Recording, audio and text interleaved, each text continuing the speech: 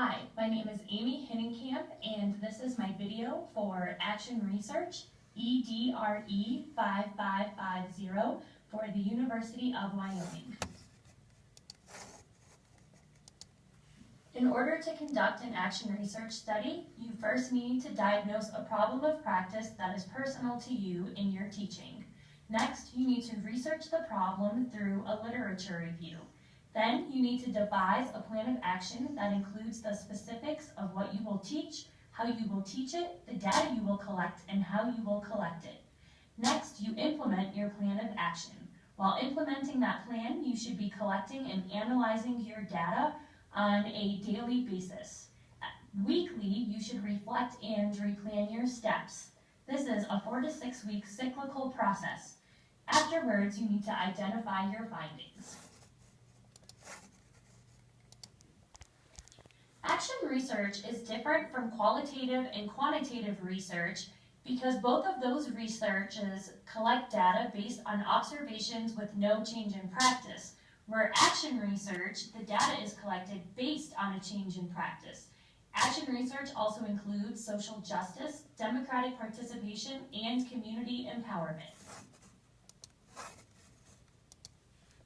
The first article I used for my study asked, how can we research articles already written and combine their findings to develop the vocabulary knowledge of English language learners?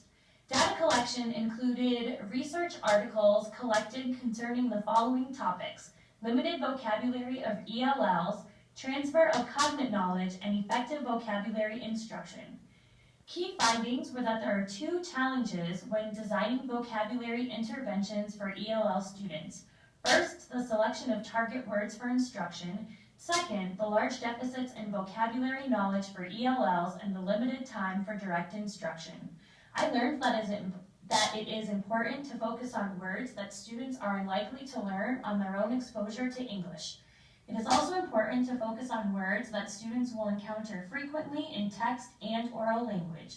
It is important to develop creative ways to expose ELL students to word meanings throughout the school day. I will use this information in my study and in my classroom by looking through read-aloud books to find vocabulary words that frequently occur in text. I can pre-teach the important vocabulary by showing real pictures and acting out the words where possible.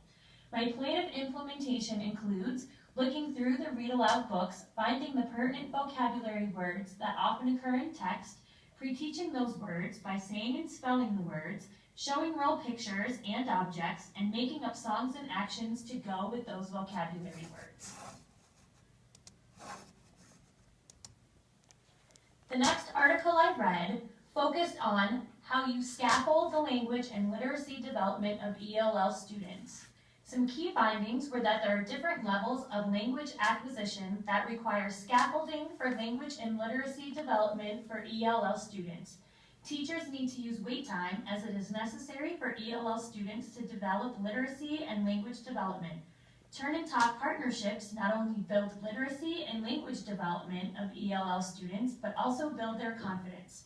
I learned that teachers who provide sufficient response time give ELL students the time to process what they hear in English, think of a response in their native language, and translate their thoughts into English as best they can. Teachers can check for understanding student comprehension by using turn and talk activities that share their learning with a partner. Homogeneous pairing should be used to reduce student anxiety, while heterogeneous pairing should provide peer models. I will use this information in my study and in my classroom by asking a question, waiting 3 to 5 seconds for a student response. I compare ELL students together so they have time to talk in Spanish and formulate a response. I compare ELL students with English as their first language to use as models for how to respond to a question in English.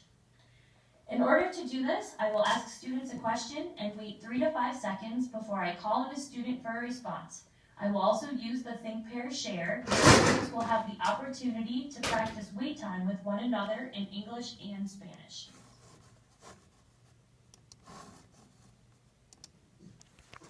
The next article I read asked, how does vocabulary relate to ELL students? What classroom strategies are most effective in teaching vocabulary to ELL students? Key findings were that there is a difference between social English and academic English. ELL students learn social English much more quickly than academic English. Pre-teaching vocabulary, focusing on cognates, scaffolding, including technology, encouraging oral language use, and modeling correct usage are all effective ways to teach vocabulary instruction to ELL students. I learned that teachers should not assume that an ELL student has the academic English necessary for a particular lesson if they can speak social English. Teachers can pre-teach vocabulary before reading a story by using role play, gestures, showing real objects, pointing to pictures, drawing pictures, and providing the word in English and in the student's native language. I can use this information in my classroom by pre-teaching vocabulary to students by providing the word in English and in all students' native languages. In my plan of implementation, I will pre-teach pertinent vocabulary to students in English as well as Spanish. The next article I read asked, how do classroom teachers help Spanish-speaking immigrant students become successful at school? Also, how can teachers anticipate possible language difficulties so they can encourage oral communication in ELL students? Data was collected by teacher-led student question and answer responses that were tallied and recorded to see if Spanish-speaking students were allotted the same opportunities to respond and if their responses were on topic. Teachers were also surveyed about their reasons for calling or not calling on Spanish-speaking students. Key results included that teachers avoided calling on Spanish-speaking students, stating that they were respecting the silent period ELL students go through. When Spanish-speaking students were called on to answer a question, low-level questions were usually asked. A matrix was formed to show how teachers could encourage Spanish-speaking students to orally participate more in class depending on if their answer was correct, partially correct, answered in another language, answered with a question, answered incorrectly, or were silent. I learned that the language acquisition theory states language learners experience a silent period where time is spent receiving language input before they develop oral language skills. Teachers, however, may assume they are respecting ELL students in the silent period by not calling on them or by asking lower-level questions to get simple right answers, and therefore limit participation opportunities. Furthermore, teachers may not set high expectations for ELL students. I can use this information in my classroom by encouraging more student talk, by praising students for answering questions, restating their responses, and asking for more information, and asking a student that doesn't respond to a question, the question again after a few students respond. I can also ask high-level questions to all students. In my plan of implementation, I will ask high-level questions to all students, praise students for answering a question, whether it's right or wrong, ask for more information to elicit more talk, and ask a student that doesn't respond to a question with the same question again after a few students respond.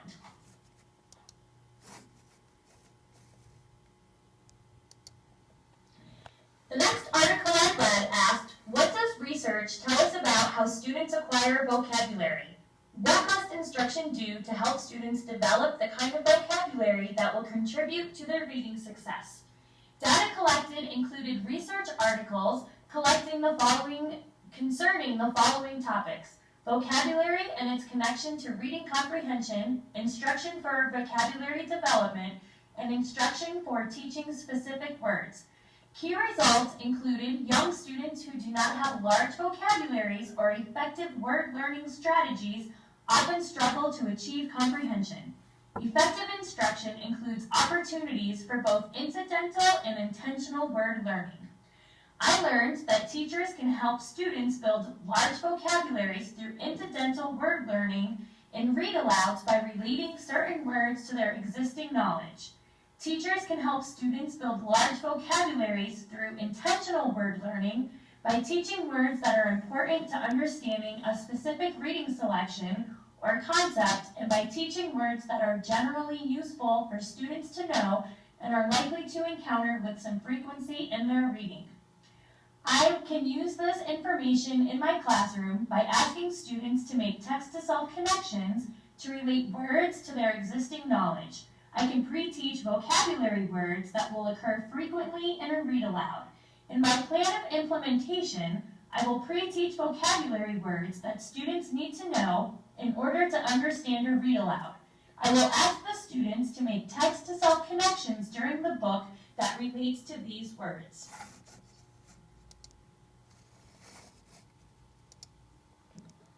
The final article that I read asked, what strategies were being used by ELL teachers?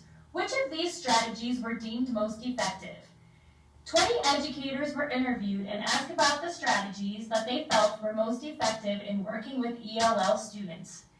Key findings included that 4 strategies were deemed as most effective: gestures and visual cues, repetition and opportunities for practicing skills, use of objects, real props, and hands-on materials.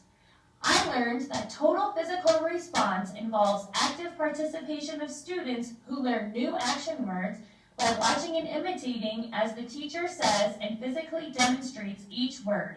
It is better to use actions paired with pictures than merely to translate English words.